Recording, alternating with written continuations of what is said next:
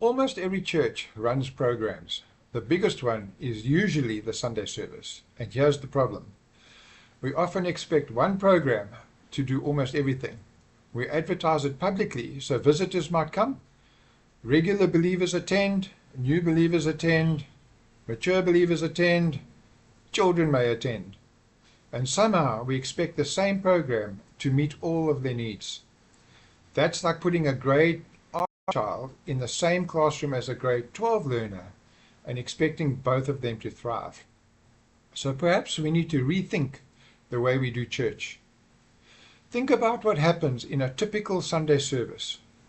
A visitor who knows nothing about Christianity may be sitting next to someone who has followed Jesus for 30 years. A new believer who needs foundational teaching is sitting next to a mature believer who needs to be challenged to make disciples. A child is sitting in an environment designed primarily for adults. And then we try to create one program that satisfies everybody.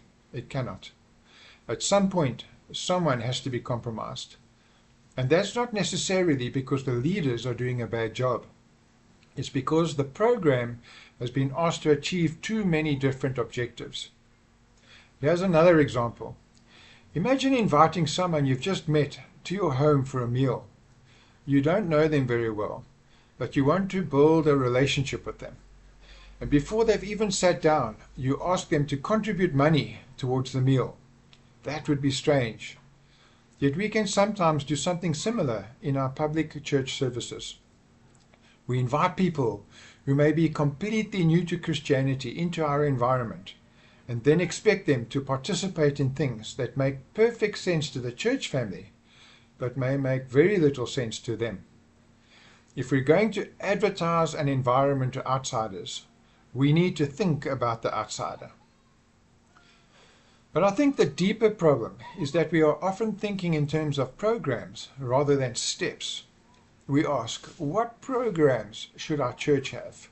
Sunday service, community groups, children's church, perhaps a youth ministry, perhaps something for young adults.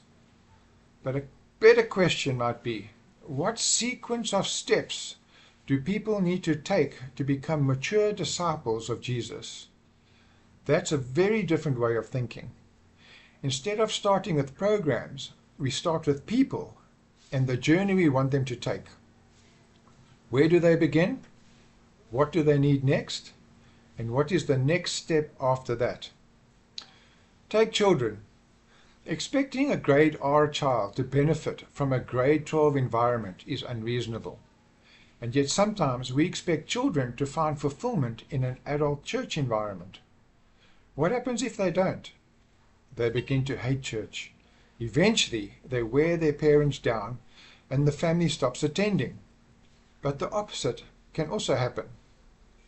If we create an environment where children are genuinely welcomed, cared for, and taught appropriately, they can become a reason for their parents to want to come. So we need to ask, what steps do children need? And what do parents need in order to take those steps with them? The same principle applies to other groups. An unbeliever needs an environment where they can explore Christianity. A new believer needs foundational teaching and encouragement. A mature believer needs to grow deeper and increasingly become a disciple maker. Young adults may have needs and challenges that require a different environment. These don't necessarily all need separate buildings, separate ministries, or enormous budgets. But they do require us to think carefully about the objective of each environment. Now at this point you may be thinking, Colin, that sounds great, but we simply don't have the resources to create all these different environments. And that's a fair concern. But here's something worth thinking about. Where does most of the effort in your church already go? For many churches, an enormous amount of volunteer time and energy goes into the Sunday service. People may be expected to set up the venue, people prepare the music, people welcome others as they arrive, people organize the service, people serve in children's ministry. And then next Sunday, many of the same people who were welcoming others are the ones being welcomed. There's something worth stopping and thinking about there. We're already investing resources. The question is, are we investing those resources into the right objective? If the Sunday environment is primarily for church family, then perhaps it doesn't need to be designed as though it is simultaneously an evangelistic event. But if we are going to advertise it as an environment where visitors are welcome, then it makes sense to put some deliberate effort into preparing for those visitors. Expect them. Think about what they will experience. Make the environment meaningful and understandable to them. And put systems in place to see whether we're doing is actually working. And this is where another leadership principle becomes important. You may be thinking, but where are we going to find the people, the money, and the time? We will deal with that more fully later in this series when we talk about casting vision convincingly. Because I believe that when we think clearly, identify the right steps, and narrow our focus, we can present people with a compelling vision. And when people understand why something matters, they are much more likely to commit their time, their abilities, and their resources to it. So don't begin by saying, we don't have the resources. Begin by asking, what is actually the most important thing we need to accomplish? Then work out the steps. Then determine what resources are required. And then cast the vision convincingly. Have faith, and let the resources follow the vision. So let's take the Sunday service.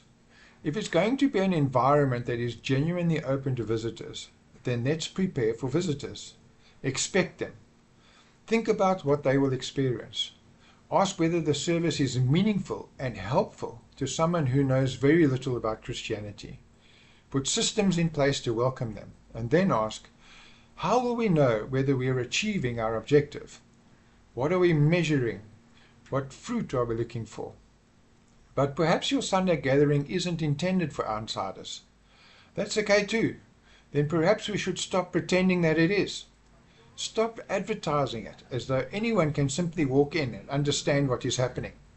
Be honest about who the environment is designed for. And then create another step specifically designed to help outsiders encounter Jesus. Perhaps that happens through community groups. Perhaps it is a meal in someone's home. Perhaps it is another environment entirely. The point isn't that there is one correct program. The point is to identify the steps. And there are practical things we have to consider. If we're using community groups to meet new people, for example, we need to remember that people may have children. If they are expected to find a babysitter every time, that becomes a barrier. If we want young adults to participate, we need to understand their circumstances and needs. If we want mature believers to become disciple makers, we need to give them opportunities to actually do that. This is where leadership requires some common sense. We may not have all the resources we would like. We may not have enough leaders. We may not be able to create a separate program for every group. But that's not an excuse to stop thinking. It means we need to identify the most important steps and focus our resources on them. So here's the principle. Think steps and narrow the focus. Don't begin with what programs can we run. Begin with what result are we trying to achieve? And then ask, what is the first step? What is the next step? What does this person need at that point in their journey?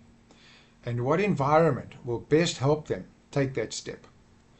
Sometimes one program may serve several purposes, and that's fine.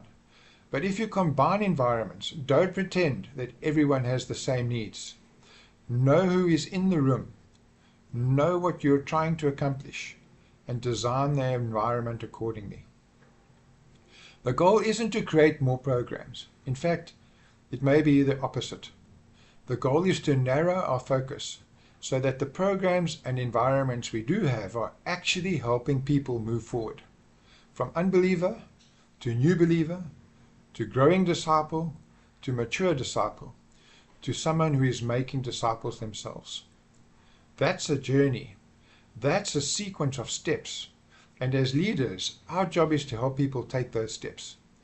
So let's stop asking, what programs should we run? And start asking, what steps do people need to take? And how can we help them take the next one? Because if we want to see real fruit, we need to stop thinking programs and start thinking in steps.